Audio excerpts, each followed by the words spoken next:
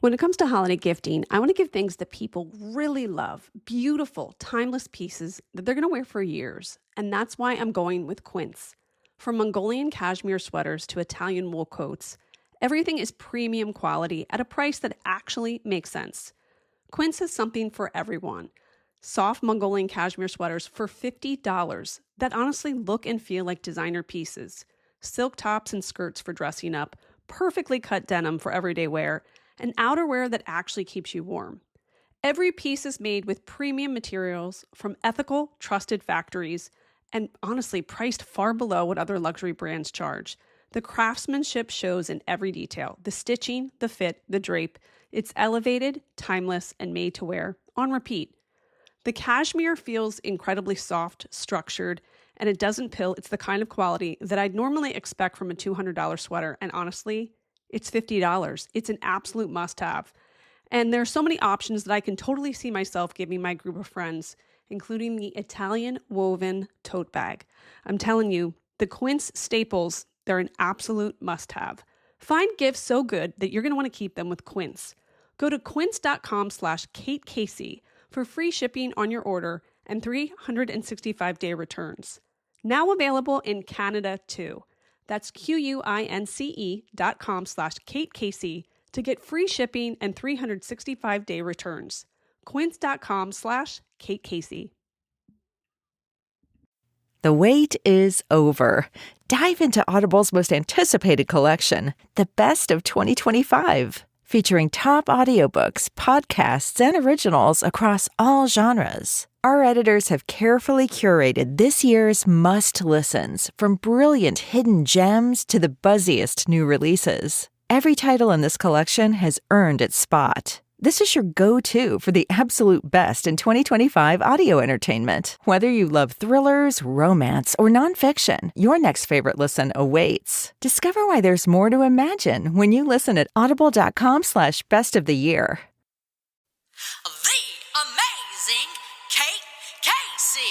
Welcome back for another episode of Reality Life with Kate Casey. And this is your What to Watch list for December 22nd to December 29th. If you are celebrating Christmas this week, I am wishing you a very Merry Christmas.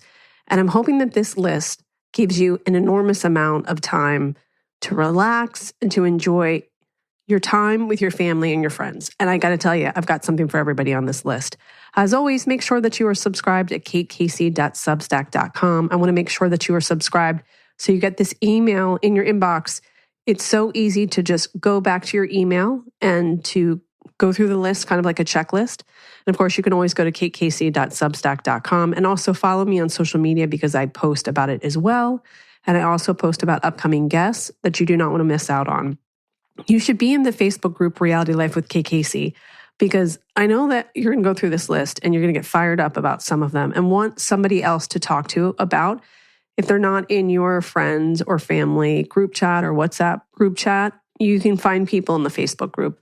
And then, of course, don't miss out on the bonus episodes on Apple Podcast and the Patreon bonus episodes. There's another tier where I've got a limited short series with Mary Payne called Tell Me Everything. And I think those episodes are absolutely hilarious and you don't want to miss out on them. So the first thing I want you to watch is called Elway. This is on Netflix. John Elway is a legendary American football quarterback for the Denver Broncos, a Pro Football Hall of Famer, and a key executive who led the team to 3 Super Bowl victories. And it's pretty incredible because not just as a player in 1998, 1999, but then as a general manager in 2015. He's known for his powerful arm and legendary comebacks, and he spent his entire 16 years playing with the Broncos, which is kind of incredible, and becoming one of the most iconic figures in the NFL before transitioning to management and philanthropy. And I'm sure that that's a huge dream of people. You know, you play in the NFL and you either become a commentator or even better, a general manager. Sure, there's a ton of stress, but I mean, to be in the thick of it every day. So this documentary centers on John, one of the most scrutinized and ultimately vindicated quarterbacks in NFL history. While he's remembered today as a legend, the film leans heavily into the years of public frustration that really defined much of his career, and particularly his early Super Bowl losses, and then the media narrative that he couldn't win the big one. Why? I think you're going to like this. It's a psychological look at elite athletic pressure. So really good if you've got little kids in the house who play sports, especially football. And it's especially in eras when quarterbacks were singularly blamed for team failures. So all the pressure is basically on them. If they lose, it's because of them. It's also an exploration of his fractured relationship with success, how repeated near misses shaped his leadership style, and further context on the Broncos' late 1990s resurgence, framing the Super Bowl wins not just as destiny, but as endurance. Lastly, it's a reflection on how legacy is rewritten once redemption arrives. This one is measured, it's reflective and nostalgic. It's going to appeal to the football fan in you or the people in your life, but it also is going to give you a look at career arcs, resilience, and public reinvention. And I think this kind of is in line with Netflix's ongoing interest in sports mythology, framing icons, or I should say reframing icons through vulnerability rather than dominance. In other words, the Patriots, the Broncos, there's certain eras where you think nothing went wrong for this team, they had it easy, but then you go back and look in time and you have all of these other puzzle pieces that come together. And again, if you've got kids at home, I think this is a great exploration of resilience and the ebbs and flows that come with success. So it's called Elway. It's on Monday, December 22nd on Netflix. Now, I mentioned that HBO has this ongoing series. It's called Music Box. And always at the end of the year, you're going to find these great music documentaries. This one is called Happy and You Know It, and it airs again on HBO on Christmas Day at 9 p.m. This is part of HBO's anthology, and this installment takes an unexpected turn by focusing, of all things, on children's music, positioning it as a serious, often overlooked cultural force. So children's music is a developmental tool, shaping emotional literacy, language skills, and social bonding. And the stigma artists face when pivoting into kids' music is pretty interesting, despite its creative and emotional complexities. So how songs that seem simple often require extraordinary precision, restraint, and psychological insight. I think it mirrors a little bit about children's books. In theory, you think, okay, it's not that hard.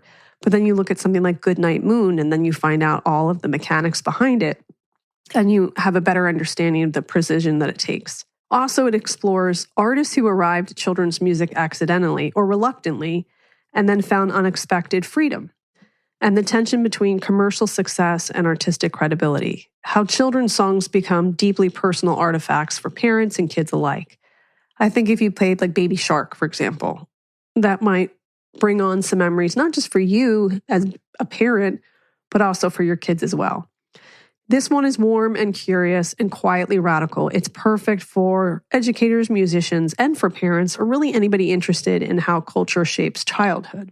Then, if you like investigative stuff, and you know that I do, on Netflix, they have something called Cover Up, and this is on Friday, December 26th. It traces the career of legendary investigative journalist Seymour Hersh, whose tenacious reporting exposed cover-ups all the way to Abu Ghraib. This documentary examines the career of the journalist whose work repeatedly forced governments to confront truths that they tried to bury. So, as you can imagine, this is one that you really have to pay attention to. I don't think this is going to be one that where you're cooking in the background.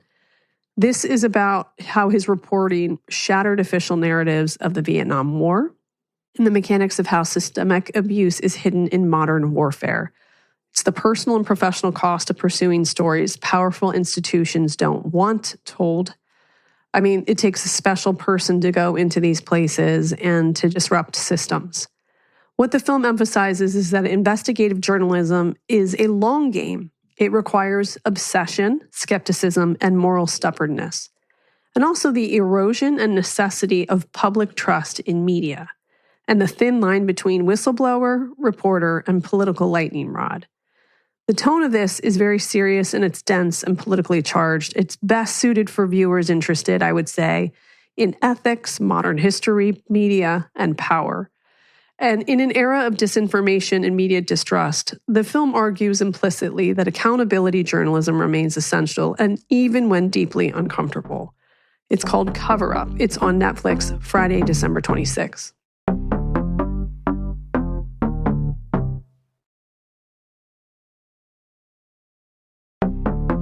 Now this one, This one is a total pivot. It's called Members Only Palm Beach. And I've already gone ahead and watched almost all of the episodes. It's on Netflix. It's the first season of a show that premieres December 29th, and it dives into the rare air social world of Palm Beach, following women who operate inside hyper-exclusive circles defined by wealth, legacy, and unspoken rules. I get the feeling that a lot of them are probably from Philadelphia. They're like from the main line, but then somehow end up in Palm Beach, and they're all kind of trying to work their way up the social system. So here are the cast members. Hillary Musser, who seems to be a very good friend of Jill Zarin from Real Housewives of New York, the old guard. Longtime Palm Beach resident, she's got deep ties in the social scene. She's been there for 22 years. She's a self-made real estate developer. I think that's a stretch. Apparently, she was married to a billionaire when she was much younger. So self-made, I think she had a lot of money. Known for her work ethic and fashion sense. Okay. Lives in a multi-million-dollar mansion and is married, this time to her fifth husband. The fashion stuff is kind of, I don't know what everybody else is going to think. It's a lot of sequin long gowns, like from Cachet. So I don't know if I would say everybody's got a great fashion sense. It just feels like older women at like a disco party. Then you have Taja. She's an entrepreneur and hospitality wellness industry innovator with roots in luxury hotels and spas. She's been in Palm Beach about 6 years now and grew up spending winters in local country clubs. I gotta say, they're all obsessed with working their way up into the big time clubs there.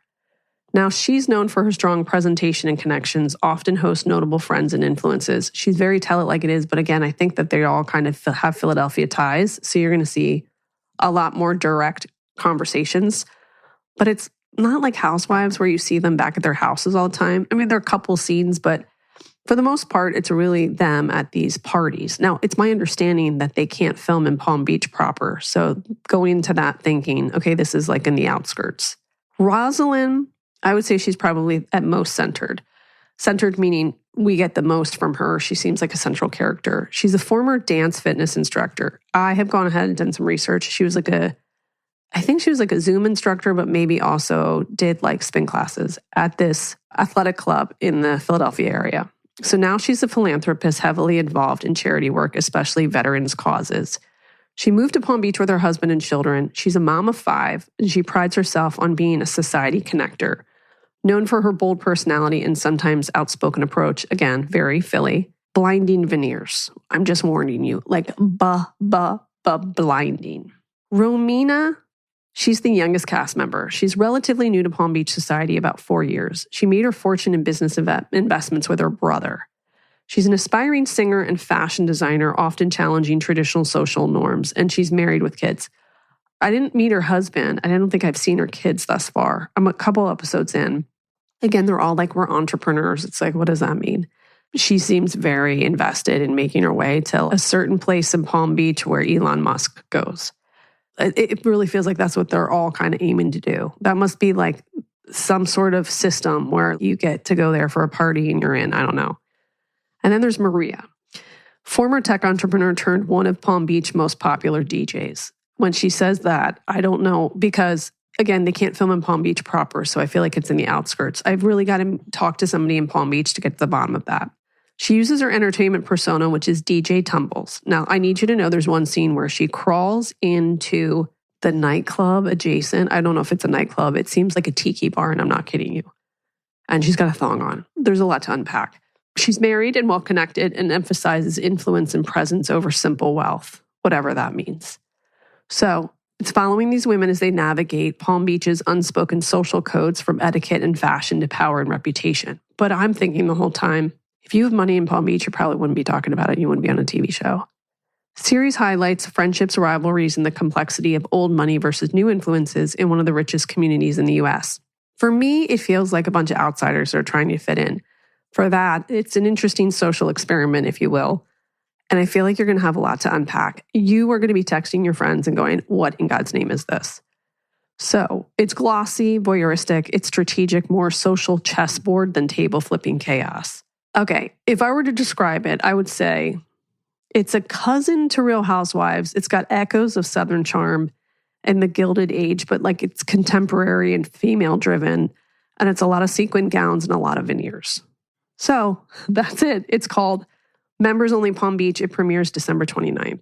Now, The Secret World of Looksmaxxing is on Hulu. It's a documentary now streaming. This documentary investigates the Looksmaxxing movement, which I did not know anything about. It's an online subculture focused on optimizing physical appearance, and often through extreme or pseudoscientific methods. So it's examining the internet forums and influencers driving the movement, how beauty standards intersect with masculinity, insecurity, and algorithmic pressure, and the line between self-improvement and obsession. It's kind of like a weird social study, if you will, about men and their obsession with looking really good. It's clinical but unsettling. It's basically best if you like internet culture, psychology, and identity formation in digital spaces. And it taps into growing concerns about body image, social media radicalization, and self-worth. So if, again, psychology, internet culture docs, right up your alley. The Secret World of Looksmaxxing on Hulu. Now, I did an interview last week, and I need you to take a look at it, and I put it into this list because I forgot about it last week. It's called The Missing Millionaires. It's a true crime documentary that you can stream on Hulu, and it follows the real life of Melissa Caddick, an Australian financial advisor who appeared to live a glamorous, wealthy lifestyle in Australia, but ultimately vanished under mysterious circumstances after police had raided her home. So she, again, is this financial advisor. She's known for her opulent lifestyle and connections in affluent circles. After allegations that she swindled around 23 million Australian dollars from clients, family, and friends, she is on the receiving end of a raid. And that's in 2020. Now, the very next day, she disappears without a trace. The case drew global attention not only because of the alleged fraud, but also because of the bizarre aftermath, including news reports of human remains found later that may be connected to the disappearance. So again, there's a foot that shows up on a beach, and the DNA says it's Melissa Caddick. And the question is, did she jump off a cliff? Did she do something to herself where it looked like she staged her death? A lot of moving parts to this, a lot of questions. The Missing Millionaires is on Hulu. Now, as always, I'm telling you got to go back to that list. Bravo does not have anything new this week, so you can catch up on everything that you've missed on Peacock. I recommend doing that. And then, of course, go back and look at my previous list. But I think that this list is going to keep you very entertained. So again, go to katecasey.substack.com. Check out the Facebook group, Reality Life with Kate Casey. Make sure that you are subscribed to the list, but also bonus podcasts on Apple Podcast and on Patreon at patreon.com/Kate Casey. And follow me on social media. I'm on Instagram at @KCCA, TikTok, it's Kate Casey, and Twitter Threads and Blue Sky at Kate Casey. Here's the great thing. All new episodes this week. All new episodes. Don't you worry. I've got you covered.